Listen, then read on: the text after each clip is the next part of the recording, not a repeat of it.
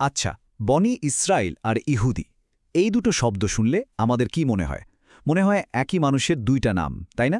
কিন্তু ব্যাপারটা যদি এমন হয় যে এই ধারণাটাই একটা বিরাট ঐতিহাসিক ভুলের ওপর দাঁড়িয়ে আছে, চলুন আজ সেই ভুলের শিকড়টা খুঁজে বের করা যাক। তাহলে প্রশ্নটা খুবই পরিষ্কার। বানি ইসরায়েল আর ইহুদিরা কি আসলেই এক? এই যে আমরা বিশ্লেষণ করতে বসেছি, এর মূল উদ্দেশ্যই হলো এই প্রশ্নের উত্তর খোঁজা। আর এই উত্তরটা কিন্তু আমাদের নিয়ে যাবে হাজার হাজার বছরের পুরনো এক গল্পের ভেতরে। আর উত্তরটা শুরুতেই বলে দেই, না, একদমই এক নয়। প্রায় ৩,০০০ বছর ধরে এই দুইটা পরিচয় আসলে আলাদা। আমরা সাধারণত যা জানি সেটা ইতিহাসের একটা খণ্ডিত ভাঙা অংশ মাত্র। চলুন আজ সেই পুরো ছবিটা একবারে পরিষ্কার করে দেখি। তো এই যে একটা ভুল ধারণা তৈরি হলো, এটা কিন্তু আজকের নয়। এর শুরুটা প্রায় ৪,০০০ বছর আগে। চলুন দেখি কিভাবে এই দীর্ঘ সময়ে দুটো আলাদা পরিচয় প্রায় এক হয়ে গেল। গল্পের শুরুটা করতে হলে আমাদের ফিরে যেতে হবে প্রায় ৪,০০০ বছর পেছনে। তখন নবী ইব্রাহিম আজকের ফিলিস্তিন অর্থাৎ তৎকালীন কেনান দেশে এসে বসতি করেন। তার ছেলে ইসহাকও সেখানেই থেকে যান। আর ইসহাকের ছেলে ছিলেন ইয়াকুব, যার আরেকটা নাম ছিল ইসরায়েল। এই ইসরায়েল নামটা খুব গুরুত্বপূর্ণ, কারণ বনি ইসরায়েল কথাটার মানে হল ইসরায়েলের সন্তান। নামটা এসেছে প্রপলি এই ইয়াকুবের অপর নাম ইসরায়েল থেকেই। তার ছিল ১২ জন ছেলে, আর তাদের থেকেই বনি ইসরায়েলের সে বিখ্যাত ১২টা গোত্রের শুরু। মানে একদম সহজ করে বললে বনি ইসরায়েল হল ইয়াকুবের এই ১২ ছেলের বংশধর। আর এই ১২ গোত্রের যাত্রাপথটা কিন্তু বেশ লম্বা আর ঘটনাবহুল ছিল। প্রথমে ইয়াকুবের ছেলে ইউসুফের সময় তারা সবাই মিশরে গিয়ে বসতি করে। সেখানে বেশ কয়েক প্রজন্ম ভালো থাকার পর তারা একসময় ফিরাউনের হাতে বন্দী হয়ে দাসে পরিণত হয়। প্রায় ৪০০ বছর পর নবী মুসা এই ১২টা গোত্রকেই কিন্তু দাসত্ব থেকে মুক্ত করেন। এরপর এক নতুন প্রজন্ম ফিলিস্তিনে ফিরে এসে নিজেদের রাজ্য প্রতিষ্ঠা করে। অবশেষে নিজেদের মাটিতে ফেরা, আর এরপর থেকেই বনি ইসরায়েলের ইতিহাসে একটা নতুন অধ্যায় শুরু হলো। এই ১২টা গোত্র এবার এক হয়ে এমন এক শক্তিশালী জাতি গড়ে তুলল যা ছিল তাদের ইতিহাসের সেরা সময়। বিশেষ করে রাজা দাউদ আর তার ছেলে সোলাইমানের সময়ে এই ১২টা গোত্র ছিল সম্পূর্ণরূপে মুত্তেহেদ। আর এটাই ছিল তাদের স্বর্ণযুগ। তখন তারা কি পরিমাণ শক্তিশালী ছিল ভাবা যায়।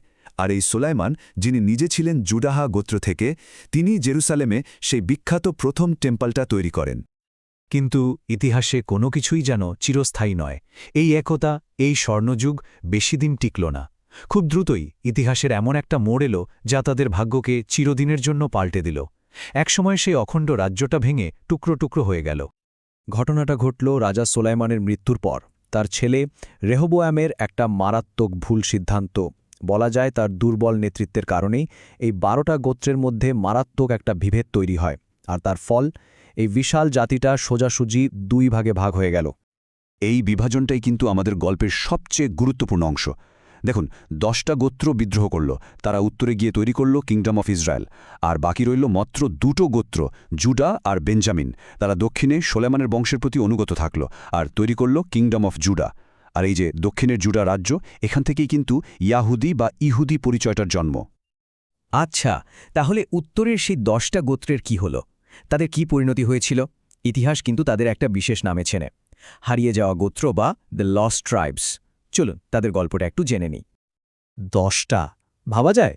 বনি ইসরায়েলের মূল ১২টা গোত্রের মধ্যে ১০টা গোত্রই নব্য অ্যাসিরীয় সাম্রাজ্যের হাতে পরাজিত হয় আর চিরদিনের জন্য নিজেদের মাটি থেকে বিতাড়িত হয়। এটা যে কত বড় একটা ক্ষতি ছিল তা ভাষায় প্রকাশ করা কঠিন।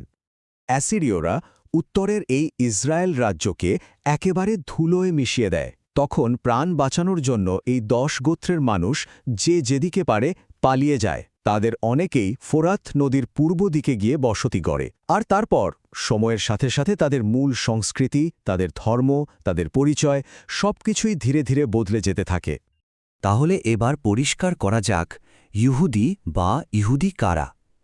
এই নামটা এসেছে দক্ষিণের সেই রাজ্যটা থেকে, কিংডম অফ জুডা বা হিব্রুতে ইহুদা। আসলে আজকের ইহুদিরা হল সেই জুডা আর বেঞ্জামিন, এই দুটো গোত্রেরই বংশধর, যারা কিনা সেই অ্যাসিরীয় আক্রমণ থেকে বেঁচে গিয়েছিল। এর মানেটা কি দাঁড়ালো? এর মানে হল সব ইহুদি বনি ইসরায়েল, কিন্তু সব বনি ইসরায়েল ইহুদি নয়।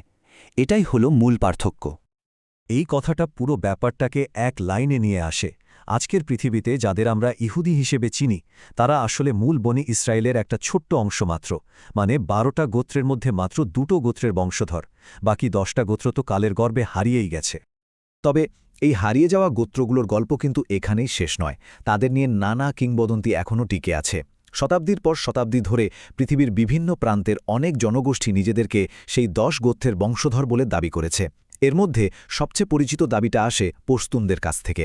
মুঘল আমলেই প্রথম এই বিষয়টা লেখা হয়েছিল, যদিও এর কোনো শক্ত বৈজ্ঞানিক প্রমাণ কিন্তু আজ পর্যন্ত পাওয়া যায়নি।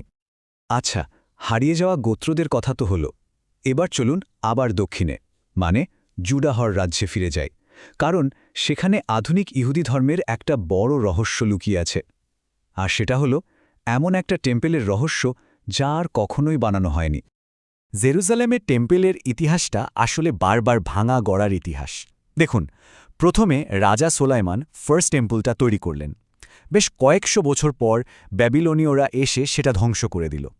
তারপর নির্বাসন থেকে ফিরে এসে আবার সেকেন্ড টেম্পলটা বানানো হলো, কিন্তু সেটাও প্রায় 600 বছর পর 70 খ্রিস্টাব্দে রোমানরা এসে আবার ধ্বংস করে দেয়। আর আজ সেই বিশাল টেম্পলের আর কিছুই প্রায় অবশিষ্ট নেই, আছে শুধু বাইরের একটা দেয়াল, যেটাকে আমরা ওয়েস্টার্ন ওয়াল নামে চিনি। আর এটাই এখন ইহুদিদের কাছে প্রার্থনা আর তীর্থযাত্রার জন্য সবচেয়ে পবিত্র জায়গা। কিন্তু এখানে একটা বিরাট প্রশ্ন থেকে যায়, গত 2000 বছরে ইহুদিদের হাতে এত সম্পদ, এত ক্ষমতা এসেছে, কিন্তু তারা কেন তৃতীয়বার তাদের টেম্পলটা আবার বানায়নি? এর উত্তরটা কিন্তু কোনো রাজনৈতিক বা অর্থনৈতিক কারণে নয়, এর পেছনে আছে একটা গভীর ধর্মীয় বিশ্বাস। আর সেই বিশ্বাসটা হলো, তাদের ধর্মমতে শুধুমাত্র একজনই এই টেম্পল আবার বানাতে পারবেন। তিনি হলেন তাদের প্রতিশ্রুত মসিহ বা ত্রাণকর্তা। বিশ্বাস করা হয় তিনিই পারবেন বনি ইসরায়েলের হারিয়ে যাওয়া 10টা গোত্রসহ সবগুলো গোত্রকে আবার এক করতে। আর শুধুমাত্র তখনই সেই একত্রিত ইসরায়েলকে নিয়েই তিনি তৃতীয় এবং ফাইনাল টেম্পলটা নির্মাণ করবেন। আর ঠিক এই এক প্রতীক্ষাতেই কেটে গেছে প্রায় 2000 বছর।